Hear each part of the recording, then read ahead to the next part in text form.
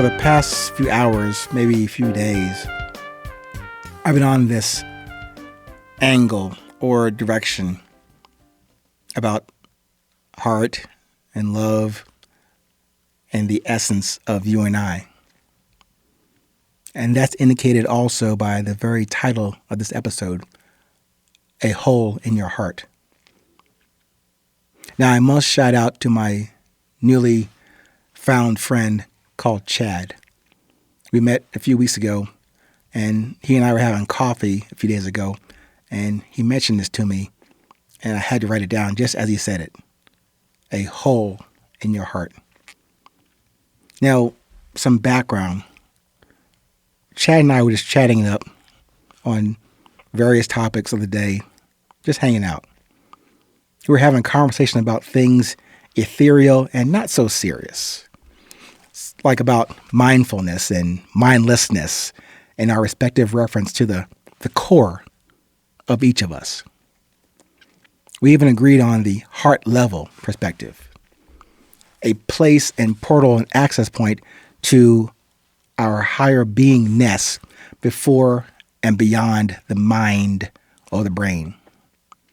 Anyway, Chad shared insights I had never heard before, like this one. After I mentioned that common constant that connects us more than what may serve to distract us, I'd even referenced the exercise to take out a stethoscope and actually slow your roll and listen to your heartbeat. I was saying that's probably as close as you can get to the essence and core of you. And obviously, you want to do that while you live in this moment. And when you hear that, that can get you closer to the one who gives you that rhythm with each succeeding heartbeat, that cadence, that inspiration. And given that, you still have the freedom to do whatever you decide to do in this moment. So once I said it to Chad, he didn't say this to me about this hole in your heart. In each respective heart, he was saying.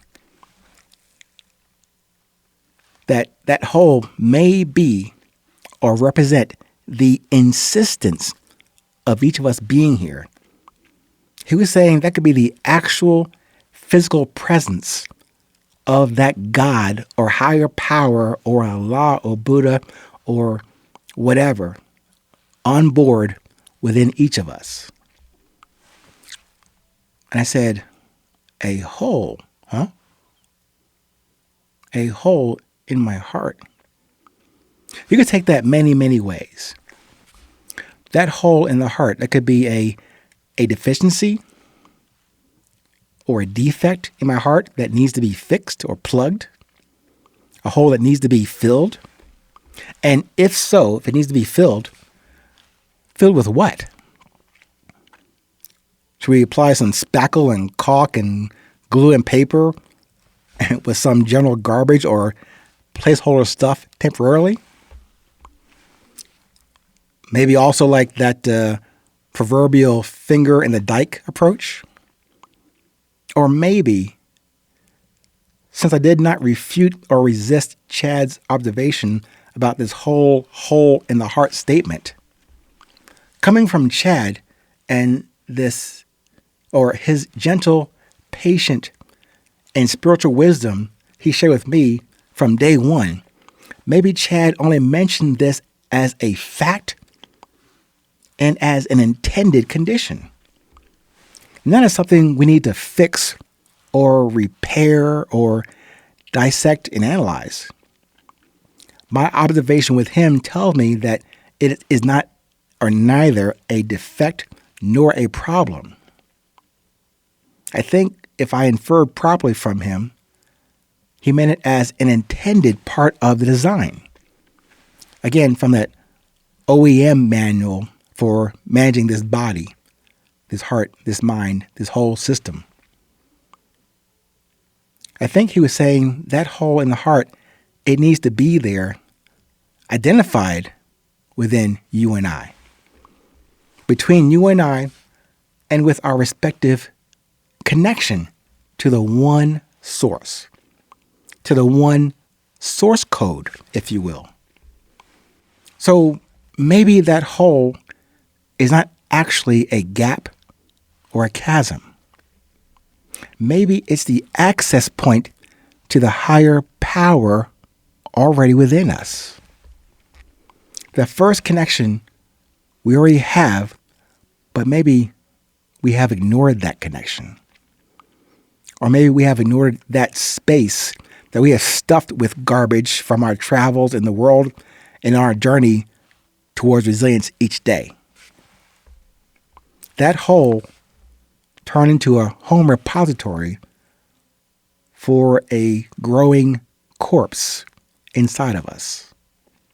If we did that, if we chose to fill that hole with stuff and detritus and garbage and trash, we fill that hole with stuff that shouldn't be there, and it starts to fester and become an onboard growing corpse within us, like baggage and luggage that we don't need for this journey or this trip.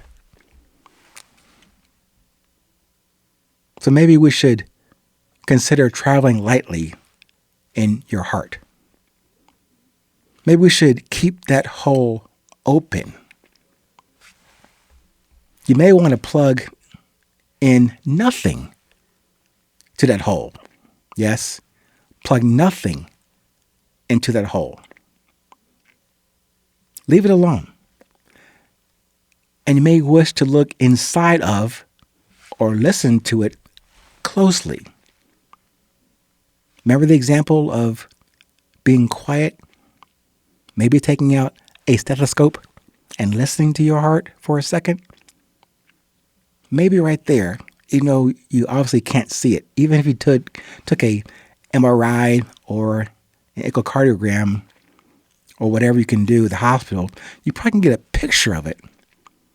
But even seeing it, would that make you feel more connected to that source? It probably couldn't hurt to see that hole, identify it, but just take for now, without having access to medical equipment to get that picture or that x-ray, just consider what Chad told me about that hole in my heart, the hole in his heart, the hole in your heart. I have mentioned that sound that is common to all of us. I've coined it or put around that statement about resilience and love and beauty and presence. All that stuff are just words that I'm using, hopefully I'm using to help you and for us to connect on this subject called resilience. But let me leave with this. Don't feel the need to fill that hole. How about this? Feel the need of that hole in your heart. Pay attention. Stay present. Stay current. Remember, it is always 8:20.